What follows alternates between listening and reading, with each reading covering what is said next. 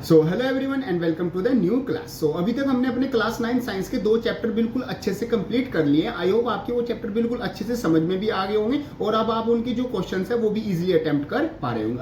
अगर अभी भी उनमें से कोई डाउट आ रहा है तो आप कमेंट बॉक्स में लिख देना या फिर मेरे को मैसेज कर देना, हम उसको वहां पर सॉल्व कर लेंगे। अब हम इस क्लास में स्टार्ट करने वाले हैं अपना चैप्टर 3 जो कि आता है हमारा एटम्स एंड मॉलिक्यूल्स। काफी सिंपल चैप्टर और काफी इंटरेस्टिंग चैप्टर है। इस चैप्टर में आपको नई नई चीजें सीखने को मिलेगी। चलो जी, आपके सामने मैं स्क्रीन भी शेयर कर देता हूँ, ये आ जाएगी आपके सामने। यस, आपके सामने स्क्रीन भी शेयर हो गई होगी। आप अपना जो पेन है, नोटबुक है, वो अपने पास रख लेना। साथ साथ जो आपकी एनसीईआरटी की बुक है वो अपने पास में रख लेना। एनसीईआरटी को ही बेस बना के एनसीईआरटी में से हम सब कुछ रीड करके चलेंगे, क्योंकि जो आपका एग्जाम पेपर जो है क्वेश्चन पेपर बनता है उसमें सब कुछ एनसीईआरटी से ही आपका रहता है। देखो यहाँ पर आपका चैप्टर 3 आ जाता है जो कि आता है atoms and molecules. Atoms and molecules हम अपना लास्टली जो 2 चैप्टर पढ़ते आ रहे हैं उसमें हमने पढ़ लिया था कि जो भी हमारा आसपास जो चीज है जो स्पेस को ऑक्यूपाई करेगी उसमें कुछ मास होगा, उसको हम सिंपली अब क्या बोलेंगे, हम सिंपली उसको मैटर बोलेंगे। हमने इतना सीख लिया था। फिर हमने देखा था कि मैटर 2 टाइप्स के होते हैं कि प्योर सब्सटेंस और हमारे इम्प्योर सब्सटेंस मींस मिक्सचर्स। वो क्या मिलके बनते हैं, वो अलग अलग टाइप्स ऑफ पार्टिकल से मिलके बनते हैं। मींस जो प्योर सब्सटेंस होते हैं वो सेम पार्टिकल से मिलके बनते हैं और जो मिक्सचर्स होते हैं वो क्या हमारे डिफरेंट टाइप्स ऑफ पार्टिकल से मिलके बनते हैं। ये सब कुछ हमने सीख लिया था। अब यहाँ पर जो साइंटिस्ट थे उन्होंने भी ये बात मतलब देखी कि देखो जो आसपास चीज है वो सब क्या है, मैटर है। और मैटर क्या पार्टिकल से मिलके बना हुआ है। उन्हीं पार्टिकल्स को आगे जाके उन्होंने नाम दे दिया कि ये किस चीज से मिलके बने हुए, एटम से मिलके बने हुए। अब यहाँ पर क्वेश्चन ये आया कि एटम क्या चीज है और एटम किस किस तरीके से आपस में मिक्स है, मतलब कि कैसे कैसे वो कंबाइन हो रहा है कि अलग अलग डिफरेंट टाइप्स के आपके क्या बन रहे हैं, मैटर बन रहे हैं। सॉलिड बन रहा है, कुछ लिक्विड बन रहे हैं, कुछ हमारे गैस बन रहे हैं। तो वो पार्टिकल से मिलके ही बन रहे हैं, बट वो किस तरीके से कंबाइन हो रहे हैं, उनकी प्रॉपर्टीज क्या है, उनकी फिजिकल केमिकल प्रॉपर्टीज क्या क्या है एटम्स की, वो सब कुछ अब इस बारे में डिस्कवरीज होना स्टार्ट हो गई। मीन्स यहाँ पर देखो आपको यहाँ पर आपको दिख जाएगा, ये लिखा हुआ है जैसे देखो 18 सेंचुरी में मतलब कि अब डिस्कवरीज स्टार्ट हो गई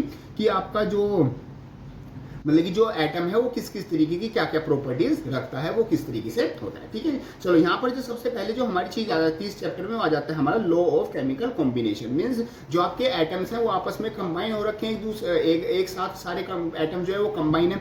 अब यहाँ पर सबसे बड़ी बात आती है कि law of chemical combination. Law of chemical combination जो 2 साइंटिस्ट थे, साइंटिस्ट का नेम आता है, एक तो आता है हमारा लेवोजियर और दूसरा आता है हमारा जोसेफ एल प्रोस्ट। ये हमारे 2 साइंटिस्ट थे। इन्होंने क्या मिलके 2 लॉ दिए जिनका नाम था लॉ ऑफ केमिकल कॉम्बिनेशन। इनकी हेल्प से मींस इन लॉ की हेल्प से हमें ये पता चला कि जो हमारे एटम्स हैं, जो हमारे मॉलिक्यूल्स हैं, वो किस तरीके से आपस में कंबाइन है और उन्होंने सारे जो मैटर है, पूरा जो यूनिवर्स है वो किस तरीके से बनाया हुआ है। ये हमारी चीजें आती है। इसमें जो हमारा पहला लॉ आता है वो आ जाता है हमारा law of conservation of mass. Law of conservation of मास का मतलब क्या होता है, लॉ ऑफ कंजर्वेशन ऑफ मास का मतलब क्या होता है, ये होता है सिंपली कि जो आपका मास होता है वो कभी भी क्रिएट नहीं हो सकता और वो कभी भी क्या है, डिस्ट्रॉय नहीं हो सकता। उसको सिर्फ आप एक फॉर्म से दूसरी फॉर्म में चेंज कर सकते हो। तो हमारे पास चैप्टर आ जाता है हमारे पास 3 जो कि आता है एटम्स एंड हमारे पास आता है मॉलिक्यूल्स। ठीक है, इसमें जो हमारा सबसे पहला जो मेन टॉपिक आ जाता है वो आ जाता है लॉ ऑफ केमिकल कॉम्बिनेशन। और ये बहुत ज्यादा इंपॉर्टेंट टॉपिक है क्योंकि एग्जामिनेशन में यहाँ से पक्का क्वेश्चन जरूर आता है। ठीक है जी, ये हो गया हमारा law of chemical combination. Law of chemical combination में जो फर्स्ट लॉ आता है वो आता है लॉ ऑफ कंजर्वेशन,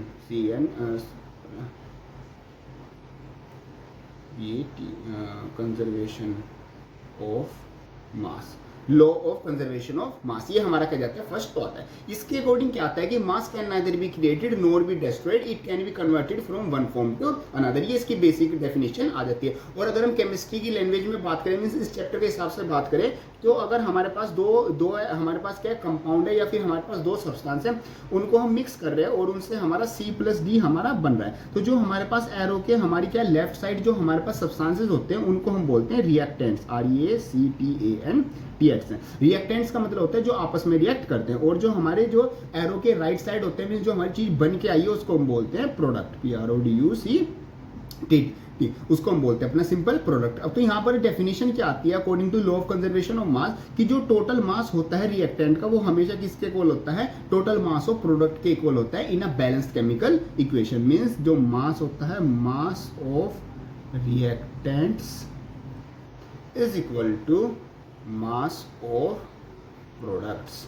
ठीक है जी, वो किसके इक्वल होता है, मास ऑफ प्रोडक्ट के इक्वल होता है in a balance chemical equation, हमेशा एक बैलेंस केमिकल इक्वेशन में जो टोटल मास होगा, यहाँ पर लिख लो आप, टोटल मास लिख के चलना, जो टोटल मास होगा रिएक्टेंट का वो किसके इक्वल होगा, वो हमेशा हमारे टोटल मास ऑफ प्रोडक्ट के इक्वल होगा। यही हमारा क्या आ जाता है, यही आ जाता है हमारा लॉ ऑफ कंजर्वेशन ऑफ मास, ये सिंपल हमारा लॉ ऑफ कंजर्वेशन ऑफ मास आता है। नेक्स्ट जो हमारा लॉ आता है, इस वजह से इसमें से और थोड़ा सा हम रीड कर लेते हैं, देखते हैं इसमें से कौन कौन सी चीज़ हमारी आएंगी।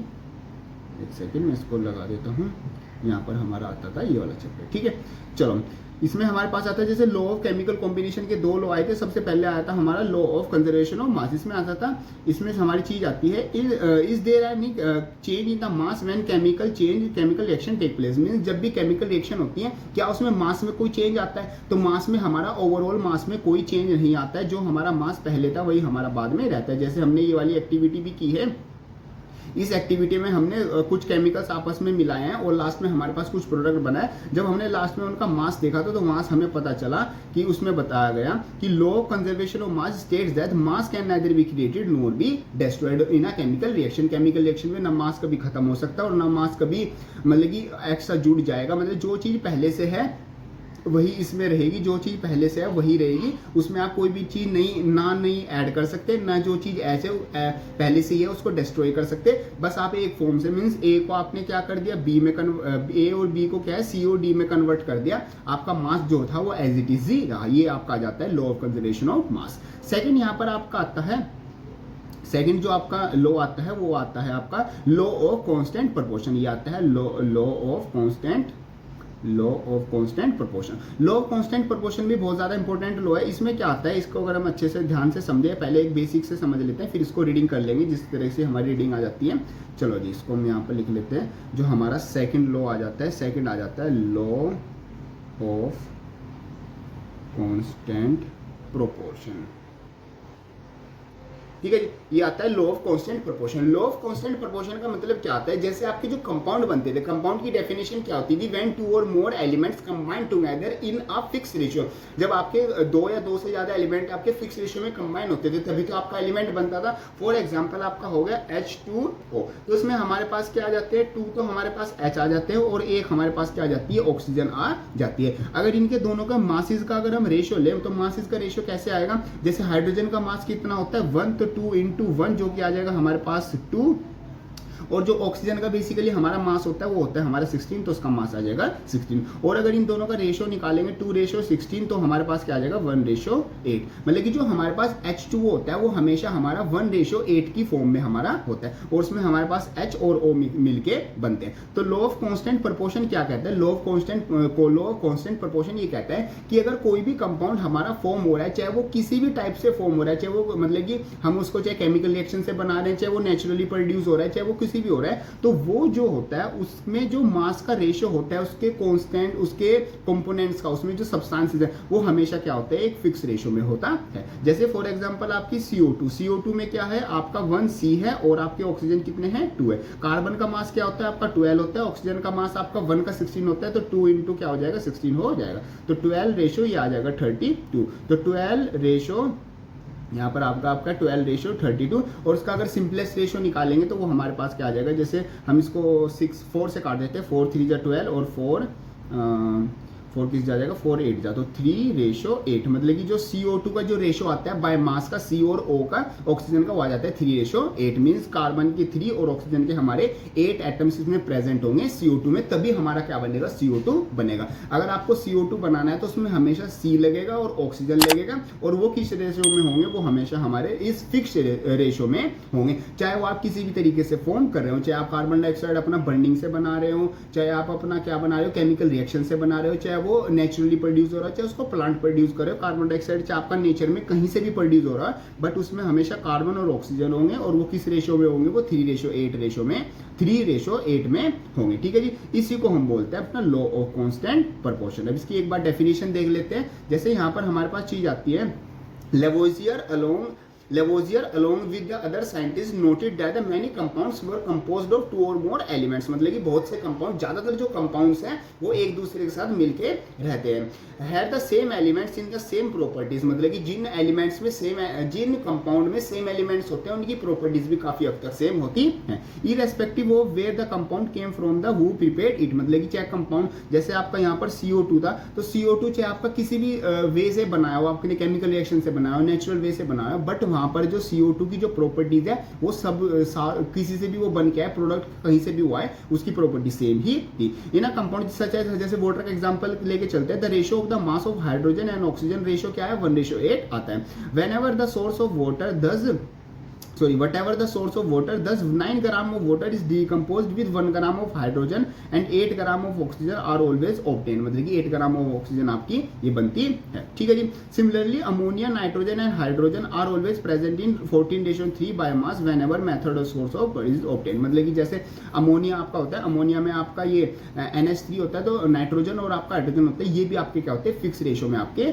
होते हैं। This lead to the law of constant proportion, और इसी से हमारा लॉ ऑफ कांस्टेंट प्रोपोर्शन, जिसकी जो डेफिनेशन बनती है वो बनती है, the law was stated by the Proust as in a chemical substance the elements are always present in a definite proportion by mass, means कोई भी अगर आपका सब्सटेंस है, केमिकल सब्सटेंस, उसमें जो एलिमेंट्स होंगे वो हमेशा क्या होंगे, डेफिनेट प्रोपोर्शन बाय मास आपके होंगे। ये आपका क्या आ जाता है, यही आपका आ जाता है लॉ ऑफ कांस्टेंट प्रोपोर्शन, ठीक है जी। नेक्स्ट उसमें बताया हुआ है, the next problem faced by the scientist was to give the appropriate explanation of these law, means इन लॉज की एक एप्रोप्रिएट आपको डेफिनेशन देना, एक्सप्लेनेशन देना, आगे चल के वो एक प्रॉब्लम, मतलब कि प्रॉब्लम क्या, एक नया क्वेश्चन आ गया, मींस उन्होंने 2 लॉज बता दिए और 2 लॉज का हमारा क्या बता दिया, बेसिक चीजें बता दी। British chemist John Dalton provided the basic theory about the nature of matter, means देखो ये 2 लॉ आपको पता चल गए, मींस देखो सबसे पहले साइंटिस्ट के बीच में क्वेश्चन ये था कि मैटर क्या था, वो शुरू के 2 चैप्टर में मैटर को उन्होंने सोल्व कर दिया कि मैटर ये है और फिजिकल और उसकी केमिकल प्रॉपर्टी ये आती है। फिर जो नेक्स्ट क्वेश्चन अराइज हुआ वो ये हुआ कि भाई मैटर किससे मिलकर बना हुआ है, पार्टिकल्स मींस एटम से मिलकर बना हुआ है, तो वो एटम्स कंबाइन किस फॉर्म में, वो एटम कैसा कैसा होता है, तो उन्होंने ये 2 लॉ दे दिए कि लॉ ऑफ केमिकल कॉम्बिनेशन, मतलब कि 2 लॉ ऑफ केमिकल कॉम्बिनेशन दिए, जिसमें एक आता है law of conservation of mass, second आता है law of definite proportion. In 2 law की हेल्प से काफी चीजें सॉल्व हो गई, बट फिर भी अभी कंफ्यूजन ये था कि जो एटम्स है वो कंबाइन किस फॉर्म में, कैसे कैसे सारी प्रॉपर्टीज आती है। तो यहाँ पर एक नए साइंटिस्ट आते हैं जिनका नाम आता है जॉन डाल्टन, ये भी आपके लिए काफी इंपॉर्टेंट है क्योंकि यहाँ से क्वेश्चन एग्जामिनेशन में आता है, ठीक है। साइंटिस्ट आते हैं जॉन डाल्टन, वो क्या करते हैं, अपनी थ्योरी देते हैं। John Dalton picked up the idea of visibility of the matter which was till then just philosophy. He took the name of the atoms as given by the Greeks and said that smallest particle of the matter, atom. His theory was based on the law of chemical combination, means law of chemical combination के बिहार पर ही उसने अपनी theory दी और पूरा जो भी atom का जो स्ट्रक्चर होता है, मीन्स जो पूरी चीज होती है उसको उन्होंने समझाया किस तरीके से। जो आपका डाल्टन थ्योरी आती है वो उसके अकॉर्डिंग आपके क्या होते हैं, 6 पॉइंट आते हैं और 6 पॉइंट में उन्होंने जो पूरे जो एटम का स्ट्रक्चर, एक तरीके से एटम किस तरीके से कंबाइन आता है उन्होंने वो समझा दिया। जैसे सबसे पहला पॉइंट आता है, all matter is made up of very tiny particles called atom which participate in chemical reaction, means दुनिया में जितना भी मैटर है वो किससे मिलकर बना हुआ है, वो आपका एटम से मिलकर बना हुआ है, जो कि केमिकल रिएक्शन में आपका क्या करता है, टेक पार्ट, मतलब कि हिस्सा लेता है। कोई भी अगर केमिकल रिएक्शन हो रही है तो वो एटॉमिक लेवल पे हमेशा होती है, ठीक है। ये आ गया फर्स्ट पॉइंट। सेकंड पॉइंट क्या आता है, atoms are individual particles which can not be created not be destroyed in a chemical reaction, means जो एटम्स होते हैं वो क्या होते हैं, इंडिविजुअल पार्टिकल्स होते हैं, उनको और ज्यादा सेपरेट नहीं कर सकते। ये क्या बताया, जॉन डाल्टन ने बताया अपनी थ्योरी में। बट ये वाला जो पॉइंट है, सेकंड पॉइंट है, ये आगे चल के थोड़ा सा रॉन्ग प्रूव हो गया, क्योंकि आगे आप नेक्स्ट चैप्टर में 4th 5th चैप्टर में देखोगे, आगे चल के हायर क्लास में भी देखोगे कि एटम को और ज्यादा स्प्लिट कर दिया गया। एटम्स में फिर आपके इलेक्ट्रॉन, प्रोटॉन, न्यूट्रॉन अलग अलग आपके क्या हो गए, डिफाइन हो गए। बाकी यहाँ पर जॉन डाल्टन की थ्योरी में उन्होंने ये बताया। थर्ड पॉइंट आपका आता है, atoms of given elements are identical in mass chemical properties, means जो सेम टाइप के जो एटम्स होंगे, सेम एलिमेंट के जो एटम होंगे, उनका जो मास होगा और उनकी जो केमिकल प्रॉपर्टीज होंगी वो क्या होंगी, हमेशा सेम, आपकी सेम ही होंगी, ठीक है जी। नेक्स्ट आपका पॉइंट होता है, और जो डिफरेंट एलिमेंट होंगे उनकी मास और केमिकल प्रॉपर्टीज भी क्या होंगी, डिफरेंट होंगी, उसका अपोजिट पॉइंट आ जाता है, ठीक है जी। फिफ्थ पॉइंट क्या आता है, atoms combine in the ratio of small whole number to form a compound, means atoms क्या होते हैं, स्मॉल होल नंबर में, जो जैसे आपका second law of chemical combination आता था डेफिनेट प्रोपोर्शन का, सेम वही उसको डिफाइन किया हुआ है कि जो स्मॉल रेशियो में आपके मिक्स होते हैं, जैसे आपका क्या हो गया, जैसे आपका H2O हो गया, तो H2 1:8 में आपका मिक्स होता है और आपका क्या बनाता है, केमिकल कंपाउंड बनाता है। Clear point. चलो जी नेक्स्ट आपका पॉइंट आता है 6 point, the relative number of and the kinds of atom constant in a given compound. Means कितने भी जैसे आपका एटम है, जैसे आपका CO2 एटम हो गया तो उसमें C और O हमेशा होगा और वो भी क्या होगा आपका फिक्स रेशो में होगा, जैसे 3:8, आई थिंक 3:8 ही आता था ना, यस उसका मतलब क्या होगा 3:8 में वो हमेशा होगा। तो ये बात किसने बताई, ये जॉन डेल्टन ने अपनी थ्योरी में ये बात रखी। ठीक है, ये आ जाती है आपकी जॉन डेल्टन एटॉमिक थ्योरी। ये जो 6 पॉइंट्स है ये आपके लिए बहुत ज्यादा इंपॉर्टेंट होते हैं, एग्जामिनेशन में इनमें से पॉइंट जरूर पूछे जाते हैं। और जो दोनों आपके लॉ हो गए, लॉ ऑफ कंजर्वेशन ऑफ मास और लॉ ऑफ डेफिनेट प्रोपोर्शन, इनकी जो डेफिनेशन और जो एग्जाम्पल है वो एग्जामिनेशन के लिए 100% मतलब एग्जाम में पक्का वहां से क्वेश्चन आते हैं। Clear point. चलो जी इसके कुछ क्वेश्चन करते हैं जो कि आपके बेस आते हैं जॉन डेल्टन एटॉमिक थ्योरी पर ही। ठीक है जी, चलो जी आपका यहाँ पर क्वेश्चन आता है पेज नंबर आपके पेज नंबर क्या है, पेज नंबर 27 पर, पेज नंबर 27 पर आपका फर्स्ट क्वेश्चन आता है। फर्स्ट क्वेश्चन में वो कहता है in a reaction 5.3 gram of sodium carbonate. ठीक है, आपके पास सोडियम कार्बोनेट है, मतलब NaCO3 आपके पास है, जो कि कितना है वो आपके पास 5.3 ग्राम आपका आता है। ठीक है जी, carbonate react with 6 gram of acetic acid, मतलब कि CH3CH3COOH के साथ वो रिएक्ट करता है। एसिटिक एसिड ये किस तरीके से लिखते हैं आप, मतलब कि जो जैसे उसने तो सोडियम कार्बोनेट लिखा हुआ था, हमने NaCO3 लिख दिया, तो ये किस तरीके से लिखे वो आगे जब चैप्टर में हम केमिकल फॉर्मूला बनाना सीखेंगे तो वहां पर आपकी ये चीज पता चल जाएंगी। अभी आप इन चीजों को सिर्फ याद रख सकते हो, या फिर एग्जाम में आप अपना पूरा सोडियम कार्बोनेट को सोडियम कार्बोनेट ही लिख सकते हो, जरूरी नहीं है आपको सिंबल बना के लिखना है। यहाँ पर क्वेश्चन में आपसे जो चीज पूछी गई है वो आपको बतानी है। ठीक है जी, ये आपका कितना आता है, ये आपका 6 ग्राम आता है, इसको भी अपनी ग्राम की फॉर्म में लिख लेते हैं। ठीक है जी, उसने कहा कि react with 6 gram of acid the products were, दो जो प्रोडक्ट बने वो आपके क्या बने, वो आपका एक तो CO2 बना, साथ में आपका क्या निकला, वाटर निकला।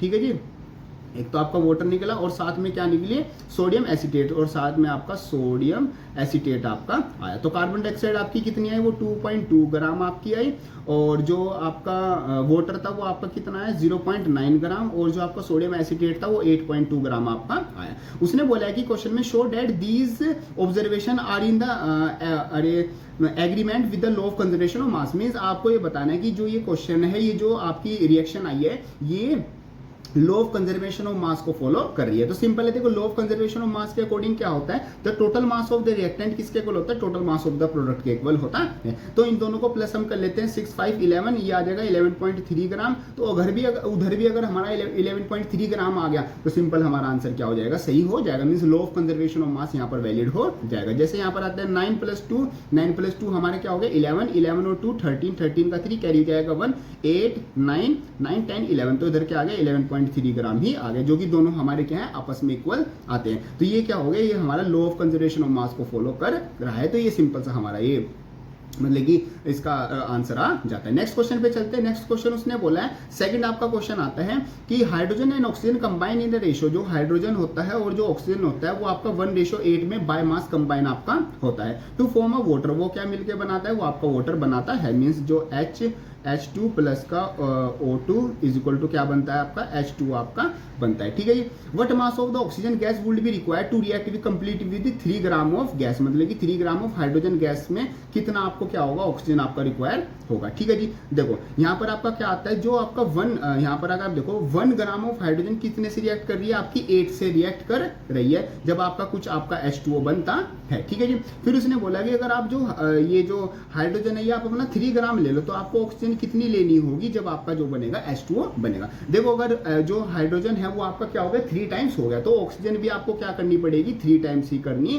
पड़ेगी, क्योंकि according to the law of definite proportion आपका क्या है फिक्स रेशियो में आपके क्या होते हैं कंबाइन होते हैं। तो 8 3 जा 24, मतलब आपको ऑक्सीजन कितनी लेनी होगी, अब आपको 24 ग्राम ऑक्सीजन लेनी होगी, तब आपका वो क्या करेगा रिएक्ट करेगा। तो आंसर क्या आ गया 24 ग्राम ऑफ ऑक्सीजन, ये आपका आंसर आ गया। क्लियर है। नेक्स्ट क्वेश्चन आता है, which postulate of the Dalton atomic theory is a result of the law of conservation of mass. Means law of conservation of mass, Dalton जो atomic theory है उसका कौन सा जो लॉ है वो उसको स्टेट करता है। तो जैसे यहाँ पर आ जाता है एटम, सेकंड आता है atoms are individual particle which can not be created और destroyed in a chemical reaction. उसको कभी बना नहीं सकते, कभी डिस्ट्रॉय नहीं कर सकते। ये क्या बता रहा है, ये हमारा लॉ ऑफ केमिकल जो कंजर्वेशन ऑफ मास है उसको समझा रहा है। Clear point. ऐसे आपका फोर्थ क्वेश्चन आता है, which postulate of Dalton atomic theory can explain the law of definite proportion. Law of definite proportion कौन बता रहा है, आपका बता रहा है कि जो the relative number of and the kinds of atom are constant in आपका गिवन कंपाउंड। मींस आपका 6th वाला 6th वाला जो स्टेटमेंट है वो आपका क्या बता रहा है, लॉ ऑफ डेफिनेट प्रोपोर्शन को क्या कर रहा है, जस्टिफाई कर रहा है। तो इस तरीके से ये सब कुछ आपके जो आपके सबसे पहले क्या आगे, लॉ ऑफ केमिकल कॉम्बिनेशन आगे जिसके दो लॉ आते थे, लॉ ऑफ कंजर्वेशन ऑफ मास और लॉ ऑफ आपका डेफिनेट प्रोपोर्शन। उसके बाद इन दोनों को कंबाइन करके आपकी पूरी क्या आ जाती है, जो डेल्टन एटॉमिक थ्योरी है वो आपकी पूरी आ जाती है। और इसी तरीके से ये हमारा पूरा टॉपिक आ जाता है। Clear point. चलो जी, इस वाली क्लास के लिए मैं अपना इतना ही रखेंगे। और अब आपको क्या करके लाना है, आपको यहाँ तक रीड करके लाना है, जो डेल्टा एटॉमिक थ्योरी है इसको पूरा याद करके लाना है, दोनों जो लॉज है उनको याद करके आने, और जो ये वाले क्वेश्चन आंसर है इनको रिपीट करके आने। नेक्स्ट क्लास में हम अपना जो एटम्स है, मॉलिक्यूल्स है, उनको अच्छे से समझेंगे और मैं आपसे इस टॉपिक से क्वेश्चन भी पूछूंगा। इस तरीके से आपका पूरा चैप्टर आ जाता है। आई होप आपकी सारी चीज समझ में आ गई होगी। कभी भी कोई डाउट आता है उसको कमेंट बॉक्स में लिख देना या फिर मेरे को मैसेज सिंपल कर देना। सो मिलते हैं अपनी नेक्स्ट क्लास में, तब तक के लिए थैंक यू।